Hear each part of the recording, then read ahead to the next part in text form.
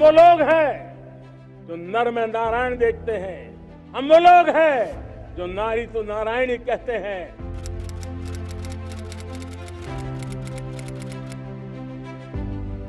नारी शक्ति की संकल्प शक्ति, इच्छा शक्ति, उनकी कल्पना शक्ति, उनकी निर्णय शक्ति,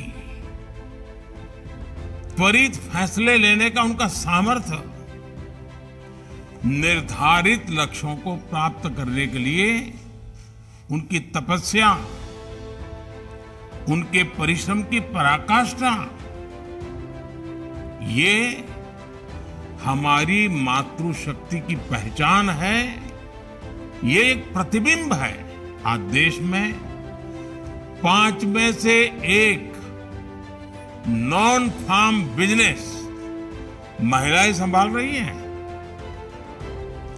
बीते 9 वर्षों में 7 करोड़ से ज्यादा महिलाएं सेल्फ हेल्प ग्रुप में शामिल हुई हैं और वो अलग अलग क्षेत्रों में काम कर रही हैं। ये करोड़ों महिलाएं कितना वैल्यू क्रिएशन कर रही हैं और इसका अंदाज आपको इनकी कैपिटल रिक्वायरमेंट से भी लगा सकते हैं। 9 वर्षों में इन सेल्फ हेल्प ग्रुप्स ने 6.25 लाख करोड़ रुपए का लोन लिया है।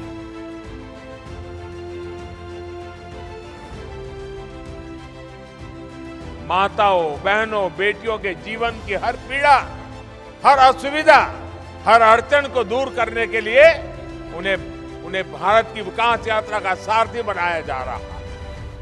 बेटी बचाओ, बेटी पढ़ाओ से लेकर देश की सेना में बेटियों की संपूर्ण भागीदारी तक बेटियों के लिए अवसरों के दरवाजे खोले जा रहे हैं। टॉयलेट्स हो, गैस कनेक्शन हो, हर घर जल हो, जनधन खाते हो, मुद्रा योजना के तहत मिल रही बिना गारंटी के ऋण हो, केंद्र सरकार की हर बड़ी योजना के केंद्र में देश की मातृशक्ति है, नारी शक्ति है।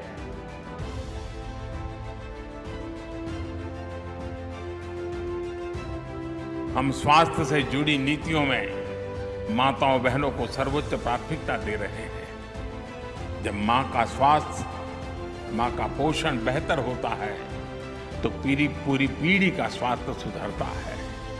इसलिए चाहे शौचालय बनाने की योजना हो, मुफ्त गैस कनेक्शन की योजना हो, हर घर तक नल से जल पहुंचाने की योजना हो, मुफ्त सैनिटरी पैड्स देने की योजना हो या पौष्टिक खाने के लिए सीधे बैंक में पैसे भेजना हो, ये सब माताओं बहनों के स्वास्थ्य को ध्यान में रखते हुए किया जा रहा है। विशेषकर ब्रेस्ट कैंसर को लेकर भी भाजपा सरकार सतर्क है।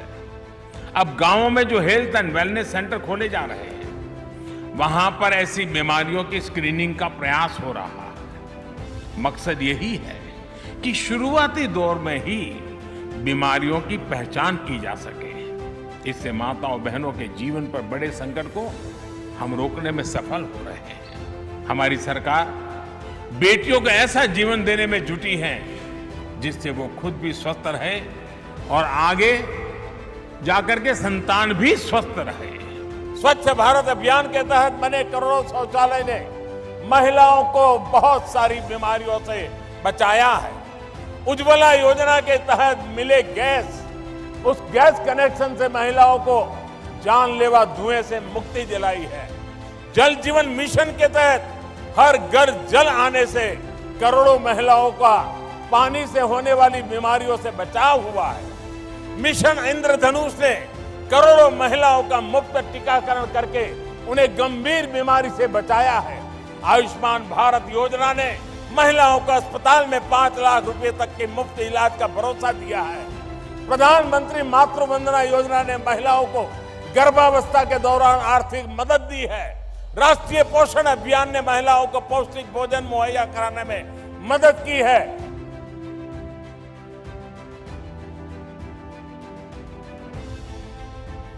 पिछले कुछ वर्षों में भारत ने जिस प्रकार विमेन एम्पावरमेंट के लिए काम किया है, आज उसके परिणाम नजर आने लगे हैं।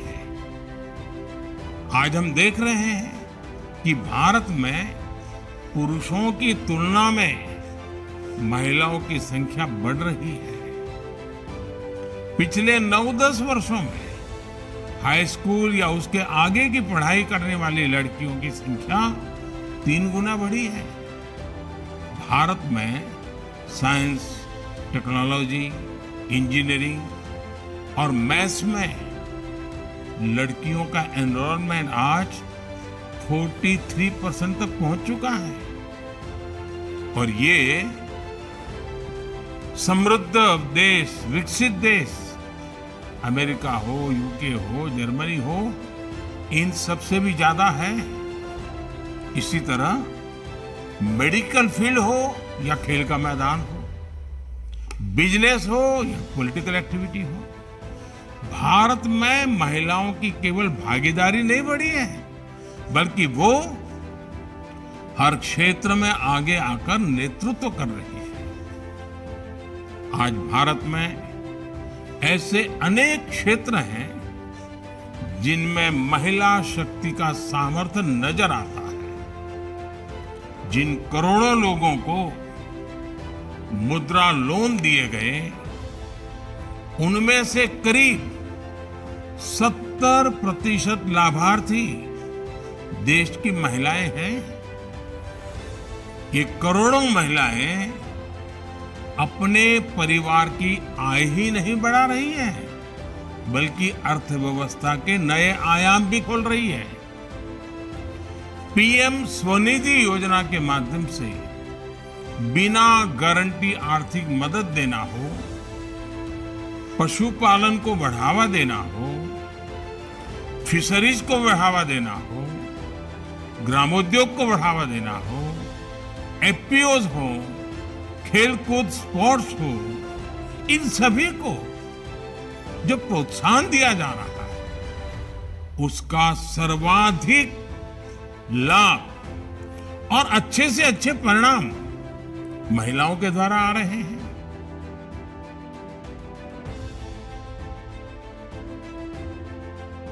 भारत में बीते वर्षों में पीएम आवास योजना के जो 3 करोड़ से अधिक घर बने हैं, उनमें से अधिकांश महिलाओं के ही नाम हैं।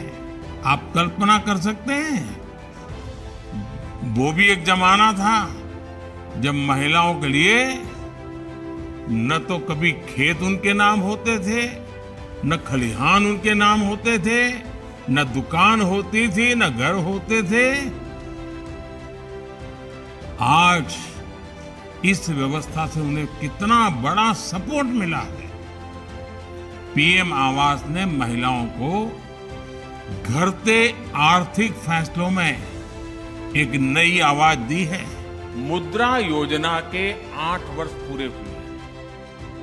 ये योजना माइक्रो और स्मॉल एंटरप्रेन्योर्स को फाइनेंशियल सपोर्ट देने के लिए शुरू की गई थी। मुद्रा योजना के तहत 40 करोड़ से अधिक लोन बांटे गए, जिनमें करीब 70% महिलाएं हैं। इस योजना का पहला प्रभाव तो स्वरोजगार में बढ़ोतरी के रूप में हमारे सामने है। मुद्रा योजना हो, महिलाओं के जनधन अकाउंट खुलना हो, या फिर सेल्फ हेल्प ग्रुप को प्रोत्साहन, आज इन योजनाओं से देश में एक बड़ा सामाजिक बदलाव होते हुए हम देख सकते हैं। इन योजनाओं ने आज परिवार के डिसीजन मेकिंग प्रोसेस में महिलाओं की मजबूत भूमिका स्थापित कर दी है। अब ज्यादा से ज्यादा महिलाएं जॉब क्रिएटर की भूमिका में आ रही है। देश की बढ़ती हुई अर्थव्यवस्था को मजबूती दे रही है।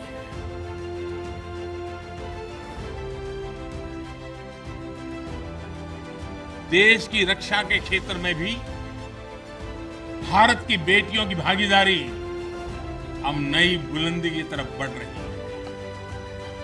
नेवी और एयरफोर्स में अग्रिम मोर्चों पर तैनाती के बाद अब आर्मी में भी महिलाओं की भूमिका का विस्तार हो रहा है।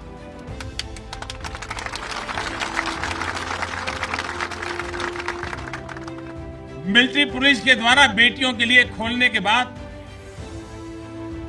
अब महिला अफसरों को परमानेंट कमीशन देना इसी भागीदारी के विस्तार का ही हिस्सा है। अब बेटियों के लिए नेशनल डिफेंस एकेडमी, राष्ट्रीय मिलिट्री स्कूल और राष्ट्रीय इंडियन मिलिट्री कॉलेज जैसे देश के प्रीमियर मिलिट्री संस्थानों के दरवाजे खोले जा रहे हैं।